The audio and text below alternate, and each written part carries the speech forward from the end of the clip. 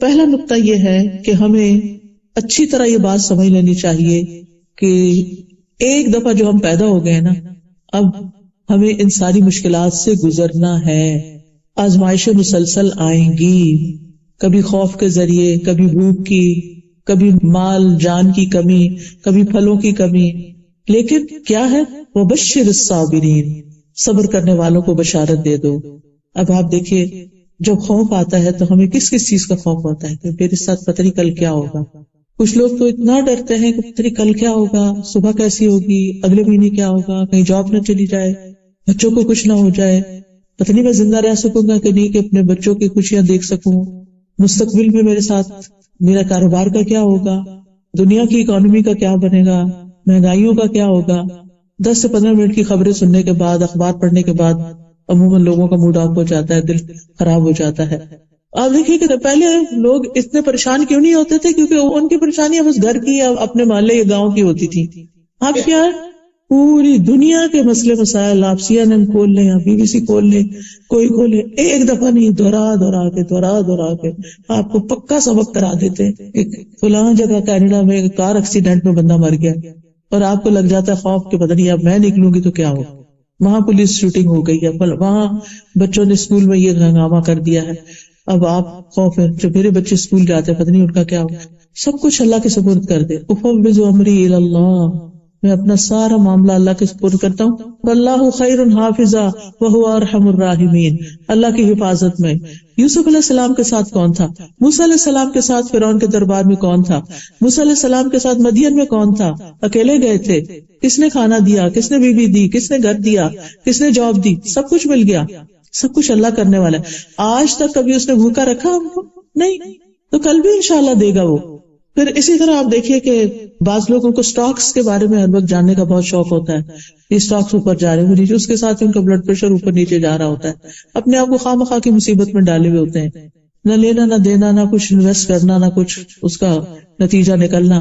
پھر اسی طرح آپ دیکھیے کہ بعض لوگوں کی بھوک کے ذریعے آزمائش ہوگی، بعض لوگوں کی مالوں اور جانوں کی کمی کی آزمائش ہوگی. کوئی رشتہ دار، والدین بچپن میں فوت ہو گئے، پھر بڑے ہو کے بچے فوت ہو گئے. کچھ لوگوں کی ایسی بڑی آزمائش ہوتی ہے، پیارے چلے جاتے ہیں. لیکن یہاں پر آزمائش کو قبول کر کے راضی رہنے والوں کے لیے خوشخبریاں سنائے گی. بشر الصابرین. اور زیادہ آزمائشیں ان پہ آتی ہیں جن سے اللہ زیادہ محبت کرتا ہے، کیونکہ مومن کو کانٹا بھی چبھتا ہے تو اس کے لیے اجر ہوتا ہے، اس کا گناہ جھڑتا ہے. اب وہ آزمائشیں اکٹھی ہو رہی ہیں تو کیا ہے، درجے بلند ہو رہے ہیں. حدیث میں آتا ہے کہ ایک شخص کا درجہ اللہ کے ہاں بہت بلند ہوتا ہے، لیکن اللہ تعالیٰ دیکھتا ہے کہ یہ اس کا عمل ڈھیلا ڈالا ہے، عمل کچھ خاص نہیں، تو وہ اس کو آزمائش میں ڈال دیتا ہے تاکہ اس کا درجہ وہ وہاں تک پہنچ جائے. تو جتنی تیزی کے ساتھ آزمائشیں آتی ہیں، صبر کرنے پر اتنی ہی تیزی کے ساتھ انسان کے درجات بڑھتے ہیں. آپ موسم کنٹرول نہیں کر سکتے نا، آپ کنٹرول کر سکتے ہیں بارش نہ ہو، کیونکہ میں نے تو باربیکیو کا پروگرام بنایا ہوا تھا اور اتنے لوگوں کو بلایا ہوا تھا، تو اب یہ کیا ہو گیا، بارش نہیں کنٹرول کر سکتے. آپ کیا کرتے ہیں؟ پلان بی رکھتے ہیں نا، سبھی لوگ رکھتے ہیں. جب آپ اتنے سارے لوگوں کو بلاتے ہیں تو پلان بی تو رکھتے ہیں، چلے کسی شیڈ کے نیچے چلے جاتے ہیں اور کام ہو جاتا ہے. اسی طرح کوئی بھی چیز، تو کہنے کا میرا مطلب یہ ہے آزمائشیں تو آئیں گی، آپ نے کیا کرنا ہے، پلان بی سوچ کے رکھنا ہے. اگر یہ چیز نہیں رہی تو پھر میں یوں کروں گی، یہ نہیں تو یوں کروں گی. اور پھر صرف پلانس پر ہی توقع نہیں بلکہ اللہ پہ بھروسہ، اللہ اچھا کر دے گا. جیسا گمان رکھیں گے وہ ویسے ہی کرتا جائے گا. اور جس سے اللہ زیادہ محبت کرتا ہے اس کو زیادہ آزما لیتا ہے. اور پھر آپ دیکھیے کہ سلامتی کا گھر صرف جنت ہے، دار السلام اس کا نام ہے. اور ہم ہر نماز کے بعد کیا کرتے ہیں، اللہم انت السلام و منک السلام تبارک یا ذا الجلال والاکرام. سلام، سلامتی کہاں ہے؟ پھر مشکلات میں سلامتی کہاں ملے گی؟ اللہ کے پاس. اللہ السلام ہے. لہذا پیغمبر علیہ السلام جتنے بھی تھے، جب کچھ مشکل آتی تھی تو وہ کیا کرتے تھے، نماز کی طرف دوڑتے تھے. وہاں جا کے انسان کو سلامتی، سکون اور پیس مل جاتا ہے. پھر آپ دیکھیے کہ جنت کس سے گھری ہوئی ہے، آزمائشوں سے گھری ہوئی ہے. اس لیے اس کو اینٹیسپیٹ کریں کہ یہ تو ہوگا، لیکن میں نے کیا کرنا ہے، ان سے نبٹنے کے لیے خود کو مضبوط کرنا ہے. اگر ایک ڈھکن بھی کھولنا ہوتا ہے نا تو آپ کو کیا چاہیے ہوتی ہے، طاقت چاہیے ہوتی ہے. تو آپ اپنی کیپیسٹی بلڈ کرتے ہیں. جیسے فزیکل کاموں کے لیے آپ کیپیسٹی بلڈ کرتے ہیں، ایکسرسائز کر کے، بریدنگ ایکسرسائز کر کے، ڈائٹ کے ساتھ اور مختلف طریقوں سے اپنی طاقت بڑھاتے ہیں، اسی طرح اپنی روحانی طاقت بڑھائیے تاکہ آپ ان سارے مسائل سے نبٹ سکیں. آپ غموں کے آگے ہتھیار نہیں ڈال دیں، آپ پریشانیوں کے آگے ہار نہیں مان جائیں، آپ ان کا مقابلہ کریں اللہ کی مدد کے ساتھ، اللہ سبحانہ وتعالیٰ کی طرف رجوع کر کے. تکلیف سے آزاد صرف جنت والے ہی ہیں، جہنم والے تو ہیں ہی سراسر تکلیف میں. وہاں نہ کوئی بیماری ہوگی، وہاں موت نہیں ہوگی، بڑھاپا نہیں ہوگا، موٹاپا نہیں ہوگا، کوئی معاشی مسائل نہیں ہوں گے.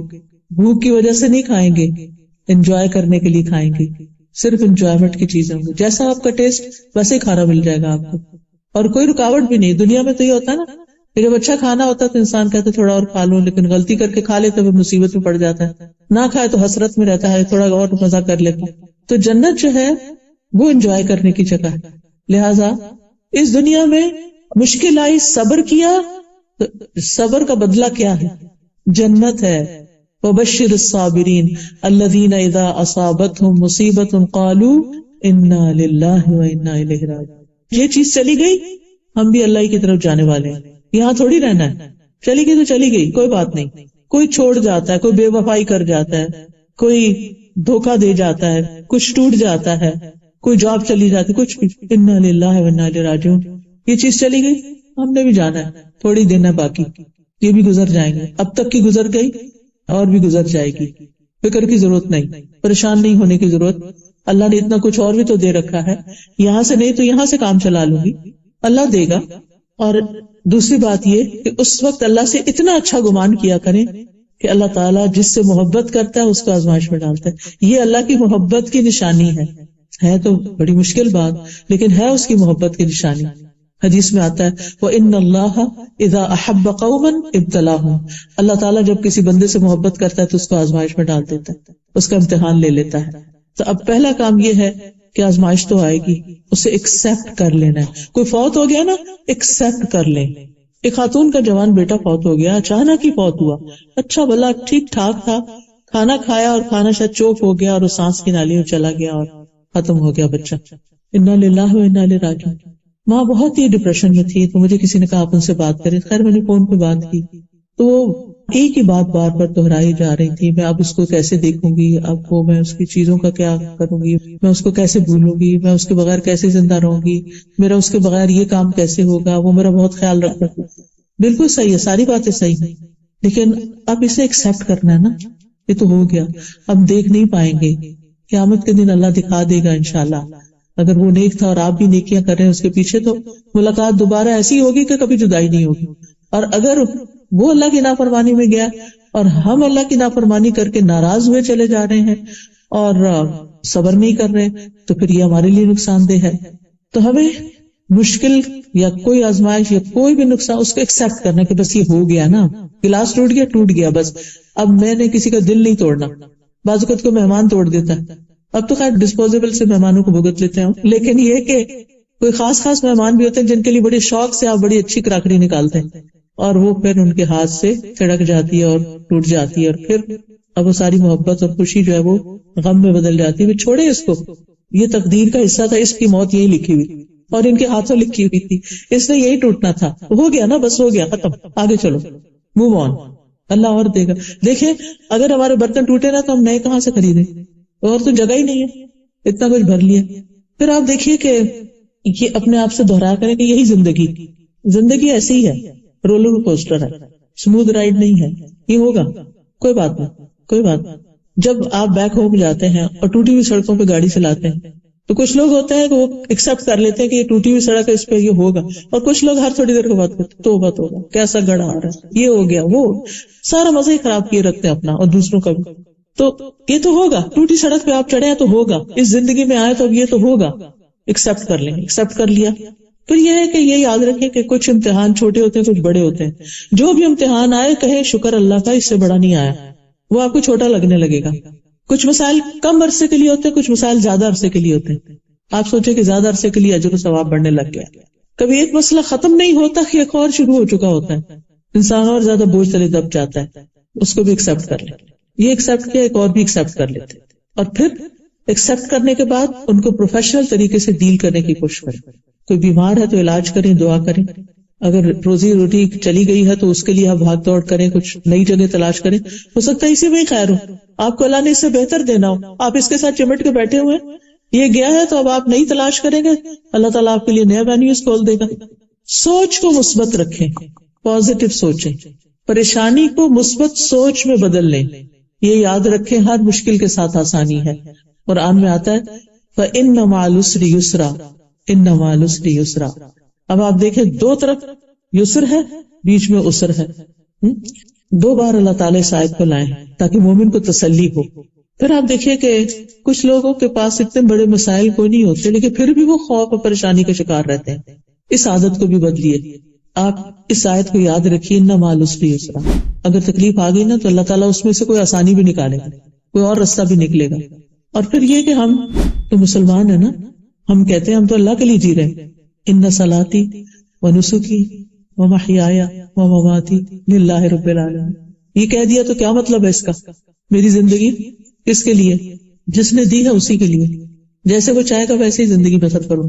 لہذا مجھے یہ دیکھنا ہے کہ میں کہاں کہاں اللہ تعالیٰ کو ناراض کر رہی ہوں, مجھے اپنے آپ کو درست کرنا ہے. تکلیف میں انسان اللہ کو زیادہ یاد کرتا ہے, دعائیں بھی زیادہ کرتا ہے, پھر اللہ سے مدد مانگے کہ اللہ تعالیٰ میری کوئی چیز آپ کو پسند نہیں, آپ اس کی اصلاح کر دیں. اور یہ دعا کثرت سے مانگا کریں اللہم وفقنا لما تحب و ترضا. اللہ مجھے اس چیز کی توفیق دے دیں جس سے آپ محبت کرتے ہیں اور جس سے آپ راضی. مجھے وہ کام کرنے سکھا دیں, ان کاموں کو شوق لگا دیں کہ جن سے آپ راضی. کتنی خوبصورت دعا ہے, میری فیوریٹ دعا کہ اللہ وہ کام کروا لے جس سے آپ راضی ہو جائیں, جس سے آپ خوش ہو جائیں. کیونکہ الٹیمیٹ گول کیا ہے ہماری زندگی کا؟ کس کو خوش کرنا؟ اللہ کو. ہم کہتے تو ہیں لفظوں سے لیکن کرتے کس کو خوش؟ سارا وقت کس کی خوشی میں کوئی پریشانی میں رہتے ہیں, لوگوں کو خوش کر. آپ دیکھیے کہ ہم اپنے سارے کاموں کا جائزہ لیں. مثال کے طور پر آپ دیکھیں کہ ہماری شادیاں ہوتی ہیں تو ہم لوگوں کو خوش کرنے کے لیے کیا کیا نہیں کرتے, اور خود اپنا حال خراب کر لیتے ہیں دوسروں کو خوش کر کے. لوگ پھر بھی خوش نہیں ہوتے. وہ ساری اچھی چیزیں پا کر, کیونکہ انسانی نیچر ہی ایسے, شیطان کے دباؤ میں ساری اچھی چیزیں پا کر جو چیز ذرا ٹھیک نہیں ہوگی اس کو پکڑ لیں گے. کیسا لگا کھانا, وہ جو فلاں چیز تھی نا, وہ سیلڈ کا فلاں پتا تھا, وہ فلاں ایسا, چھوٹی سی کوئی چیز اس میں سے نکال لیں گے. پھر یہ ہے کہ اللہ کو دوست بنا لیں. یوسف علیہ السلام کی زندگی بڑی آزمائشوں میں گزری تھی. اللہ نے ان کو بادشاہت بھی دے دی, ہر چیز ان کے کنٹرول میں دے دی, سب ان کے تابع ہو گئے, ہر چیز ان کے لیے مسخر ہو گئی. انہوں نے کیا مانگا؟ فاطر السماوات والارض انت ولی فی الدنیا والآخرہ. میرا سہارا یہ اس بادشاہت پہ نہیں, ان اختیارات پہ نہیں. انت ولی فی الدنیا والآخرہ, تو ہی میرا دوست ہے دنیا اور آخرت میں. توفنی مسلمن, مجھے اسلام کی حالت میں فوت کرنا, میری فکر یہ ہے, میرا غم یہ ہے. والحقنی بالصالحین, اور مجھے نیک لوگوں کے ساتھ ملانا, صالحین کے ساتھ, مرنے کے بعد بھی, دنیا میں بھی نیک لوگوں کے ساتھ اور موت کے بعد بھی نیک لوگ. کیونکہ نیک لوگ کسی کی غیبت نہیں کرتے. کسی کی نیکی کو پہچاننا نا, یہ نیک ہے یا نہیں, اس کی گفتگو پہ غور کیا کریں کہ یہ منفی باتیں کرتا ہے یا مثبت باتیں کرتا ہے. یعنی یہ لوگوں کی صرف برائیاں ہی چنتا رہتا ہے یا اس نے کبھی لوگوں کی تعریف بھی کی اور اچھی بات بھی کی ہے. نیک لوگ وہ ہوتے ہیں جو اپنے رویے سے, اپنے معاملے سے, اپنی باتوں سے دوسروں کو خوشی دیتے ہیں. وہ لوگ نیک نہیں ہوتے کہ اگر آپ ان کے پاس بیٹھے تو ڈپریشن میں اور پڑ کے اٹھیں کہ آپ کو مایوس ہی کر دیں. تو ایمان ہونے کے باوجود اگر ڈپریشن ہو رہا ہے تو یاد رکھیے کہ اللہ ایمان والوں کا دوست ہے, وہ انہیں اندھیروں سے نکال کر روشنی میں لاتا ہے. تو اللہ کو دوست بنا لیں. پھر اللہ کے ذکر میں خود کو مشغول رکھیں. ابن تیمیہ کہتے ہیں رحمہ اللہ, جو شخص خود کو اللہ کے ذکر میں مشغول نہیں کرتا اور اس کی زندگی میں ایسے لمحات آتے ہیں جب وہ مکمل خاموش ہوتا ہے اور وہ کچھ نہیں کرتا, تو شیطان اس کے اندر وسوسے ڈالنے شروع کر دیتے ہیں. جو لوگ ذکر کرتے رہتے ہیں شیطان ان سے بھاگتا ہے, اور جب آپ ذکر چھوڑ دیتے ہیں شیطان آپ کے دل پہ جم جاتا ہے. جب آپ چپ کر کے بیٹھے ہوتے تو ذہن کدھر چلا جاتا ہے, ادھر ادھر بھٹکنے لگتا ہے. تو مثبت سوچ کے لیے ذکر ضروری ہے. پھر اللہ کا تقوی اختیار کریں. اللہ کے تقوی کا مطلب یہ ہے کہ جو چیزیں اللہ تعالیٰ کو ناراض کرتی ہیں ان سے بچیں, گناہوں سے بچیں, اور جو اس کو پسند ہے کام وہ کریں. اس کا فائدہ کیا ہوگا؟ اس کا فائدہ یہ ہوگا کہ مشکل ترین حالات میں آپ کے لیے رستہ نکل آئے گا. سورۃ طلاق میں آتا ہے وَمَن يَتَّقِ اللَّهَ يَجْعَل لَّهُ مَخْرَجًا وَيَرْزُقْهُ مِنْ حَيْثُ لَا يَحْتَسِبُ. جو اللہ کا تقوی اختیار کرتا ہے اللہ تعالیٰ اس کے لیے مشکل سے نکلنے کا راستہ بنا دیتے ہیں. اور اس کو وہاں سے رزق دیتے ہیں جہاں سے وہ سوچ بھی نہیں سکتا، گمان میں بھی نہیں ہوتا، خیال میں بھی نہیں ہوتا۔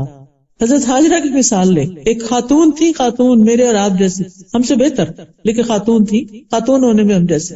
ابراہیم علیہ السلام نے ان کو اور ان کے دودھ پیتے بچے کو کہاں چھوڑا تھا؟ اگر آج ہمارا شوہر ہمارے ساتھ ایسے کرے تو پھر ہم کیا کریں گے؟ سنگل پیرنٹس کی آپ نے حالت کبھی دیکھی ہوئی؟ حضرت ہاجرہ نے کیا کیا تھا؟ وہ جب حضرت ابراہیم ان کو چھوڑ کے جا رہے تھے، کہاں چھوڑ رہے تھے؟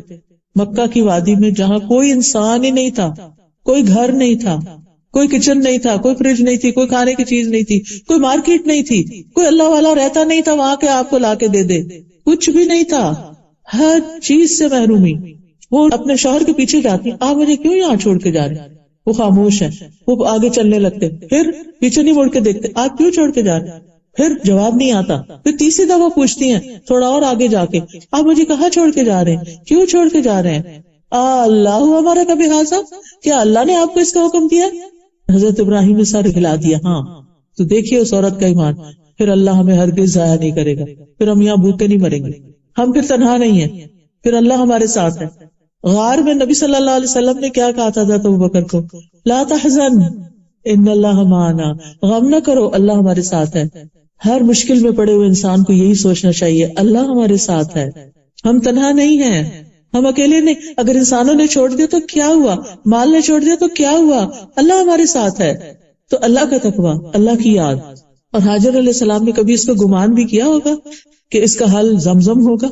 آج تک ہم زمزم کو ترستے ہیں، کہیں سے مل جائے تو اس کو سنبھال کر رکھتے ہیں، اس کا ایک ایک قطرہ ہم سنبھالتے ہیں کہ اس کو ضائع نہیں ہونے دینا۔ تو کیا تھا؟ ان مع العسر یسرا، وہ کس طرح بھاگ دوڑ کر رہی تھی وہاں پر۔ ہم اب جاتے ہیں تو ہم کہتے ہیں چلا نہیں جاتا، اتنی مشکل میں آ جاتے ہیں جب صحیح کرتے ہیں پیدل۔ تو وہاں تو چھت بھی نہیں تھی، اے سی بھی نہیں تھا، کچھ بھی نہیں تھا، کوئی لوگ بھی نہیں آس پاس تھے۔ لوگوں کی موجودگی میں کام کرنا آسان ہو جاتا ہے بعض اوقات، اور سارے چلے جا رہے ہیں، کہتے ہیں یہ بھی تو چل رہے ہیں، وہ دیکھے کس طرح لگڑا کے چل رہا ہے، میں بھی چلوں گی۔ چلنے کی ہمت آ جاتی، انسان دوسروں سے انسپائر ہو کے چلتا ہے۔ لیکن حضرت ہاجرہ رضی اللہ تعالیٰ عنہا، سبحان اللہ، کوئی بھی تو نہیں تھا، اور شوہر نے بتایا بھی نہیں میں کب آؤں گا واپس، اور آؤں گا بھی کہ نہیں آؤں گا۔ کیا دل ہوگا، کیسا یقین ہوگا، کیسا توکل ہوگا کہ وہ اس وقت پریشان نہیں ہوتی بلکہ بچے کی فکر کرتی ہیں۔ وہ پہلے تو دودھ پلاتی رہی، پانی تھا پیتی رہی، کام چلتا رہا، جب سب کچھ ختم ہو گیا تو پھر بچہ رونا شروع ہو گیا۔ بہرحال اور کیا کرنا ہے، پریشانی، دکھ، غم، تکلیف، مایوسی میں اپنے گناہوں کا اعتراف کرنا ہے۔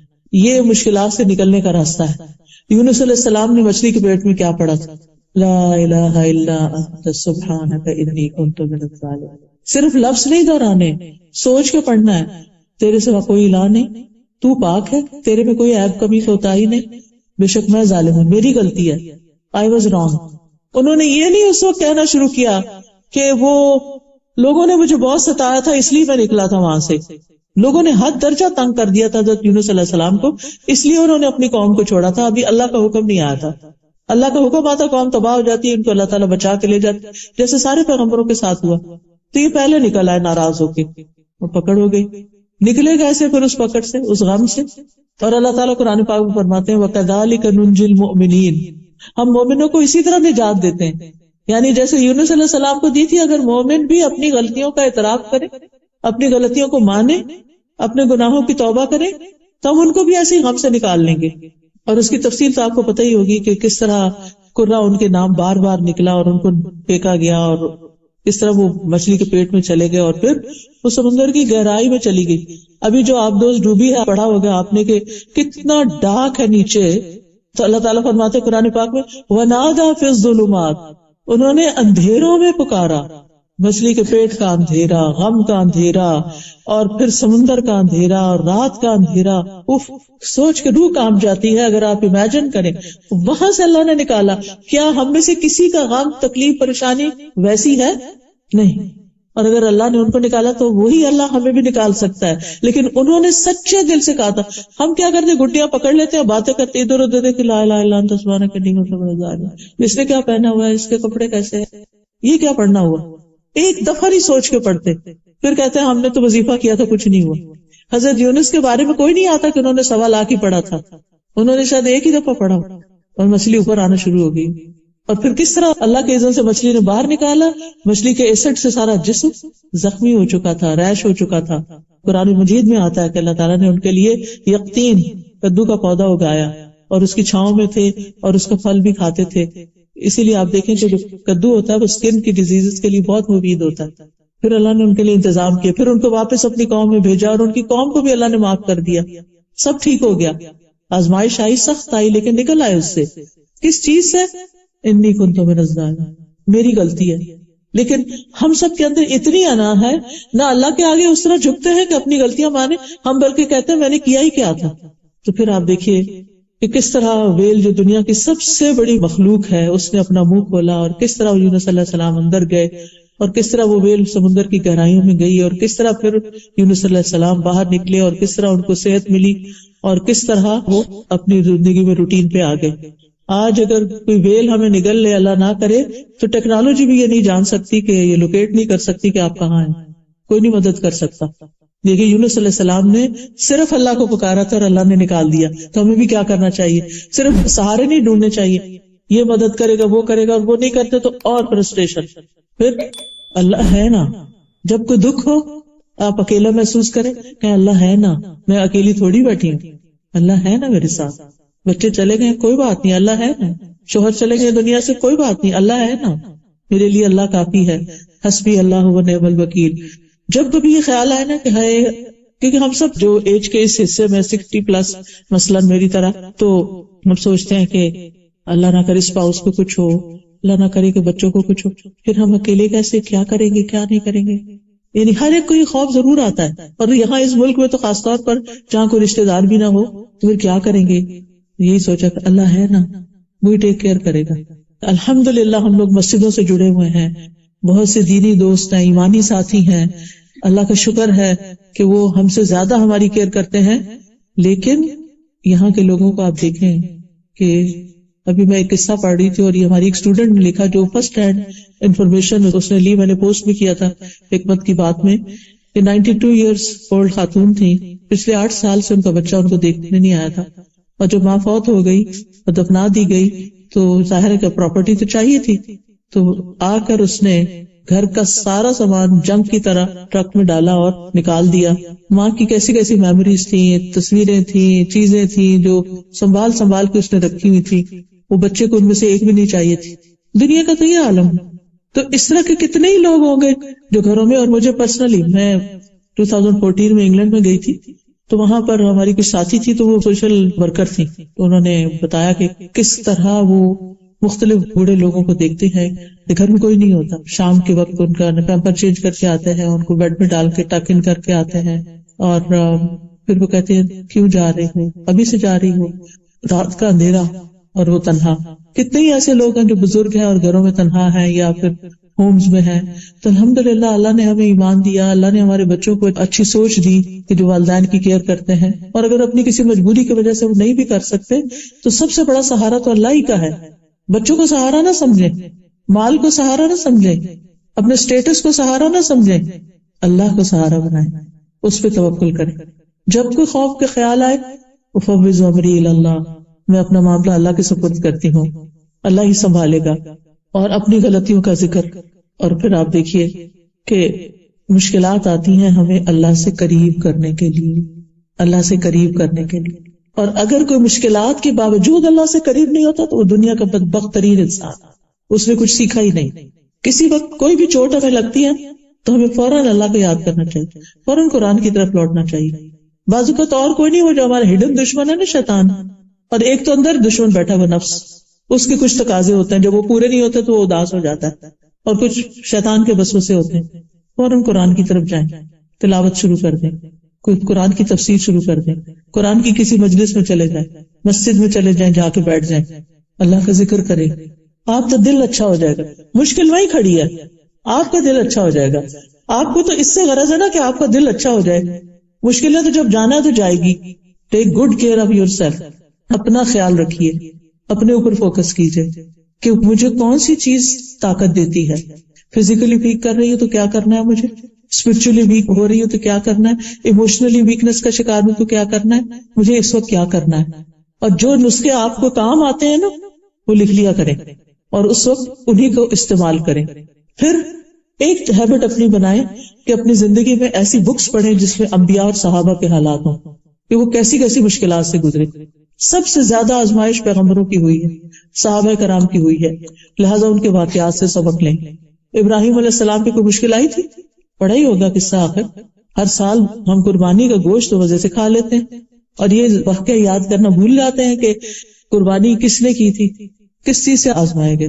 کتنی بڑی عمر میں بچہ ملا تھا ان کو، بعض روایات میں 100+ تھے اور بعض میں 86 ایئرس. اور پھر اس کو چھوڑ دیا، ماں کے ساتھ چھوڑ دیا مکہ میں، اور جب بڑا ہوا تو حکم ملا اسے ذبح کر دو. سبحان اللہ. ہم جیسا کو ہوتا تو اللہ سے ناراضی ہو جاتا کہ کیوں اتنی دعاؤں سے تو مانگ کے لیا ہے اور اب آپ لینا چاہتے ہیں اس کو.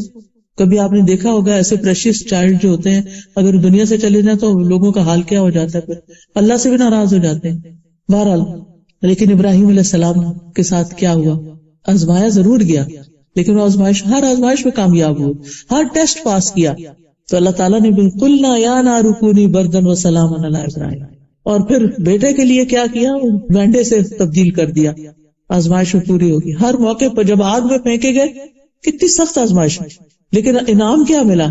اللہ تعالیٰ فرماتے ہیں وَإِذِ ابْتَلَىٰ إِبْرَاهِيمَ رَبُّهُ بِكَلِمَاتٍ فَأَتَمَّهُنَّ قَالَ إِنِّي جَاعِلُكَ لِلنَّاسِ إِمَامًا. دنیا کی امامت مل گئی. آج جوز ہوں، کرسچنز ہوں، مسلمز ہوں، سب ان کو اپنا بڑا مانتے ہیں. ان کی اولاد میں سے بنی اسرائیل نکلی، ان کی اولاد میں سے محمد صلی اللہ علیہ وسلم پیدا ہوئے. اتنا شاندار بچہ ملا ان کو اپنی نسل میں، اور کیا چاہیے؟ اس سے بڑی کوئی نعمت؟ لیکن یہ نعمتیں امتحان کے بعد ہی ملتی. جو امتحان سے مایوس ہو جاتا ہے اور امتحان کے وقت ثابت قدم نہیں رہتا، پھر اس کے لیے خیر نہیں. اور جو پاس کر جاتا ہے پھر آگے، جو بچے امتحان پہ امتحان پاس کر جاتے ہیں آپ دیکھیے کہ پھر ان کے لیے کتنے اچھے چانسز آگے بنتے چلے جاتے ہیں. تو صحابہ کی زندگی سے سبق سیکھتے ہیں کہ کس کس طرح ان کی زندگی میں مشکلات آئیں. حضرت عائشہ کا واقعہ یاد کریں کہ جب ان پہ الزام لگا تھا تو کتنی تکلیف میں انہوں نے مہینہ گزارا تھا اور پھر کس طرح اس سے وہ نکل آئیں. پھر یہ کہ دعاؤں میں اللہ کے ناموں سے مدد مانگے. مثلا اگر بیمار ہوتے ہیں تو ہم کہیں یا شافی، اللہم انت الشافی لا شفاء الا شفاؤک اشف شفاء لا یغادر سقما. ہم اللہ کے نام سے دعا کر رہے ہیں، اور اللہ کا ہر نام ایسا ہے جس کے بغیر ہم جی نہیں سکتے. اس لیے آج کے بعد اگر آپ اللہ سبحانہ وتعالیٰ کے نام، ایک ایپ بھی ہے اسماء اللہ الحسنی، اس میں اللہ کے ناموں کی ڈسکرپشن دی ہوئی ہے. وہ آڈیوز ہیں میرے اور اللہ کے نام بھی ہیں، اور اس کو ترنم سے پڑھا ہوا بھی ہے. اگر آپ سنتے رہے تو آپ کو یاد بھی ہو جائیں گے، میننگز بھی ہیں. تو اللہ کا ہر نام ہماری زندگی میں ایک اہمیت رکھتا ہے. ہمیں اللہ سبحانہ وتعالیٰ سے صرف یا اللہ کہہ کے تعلق نہیں کرنا، اس کے سارے ناموں کے ساتھ کنیکٹ ہونا ہے.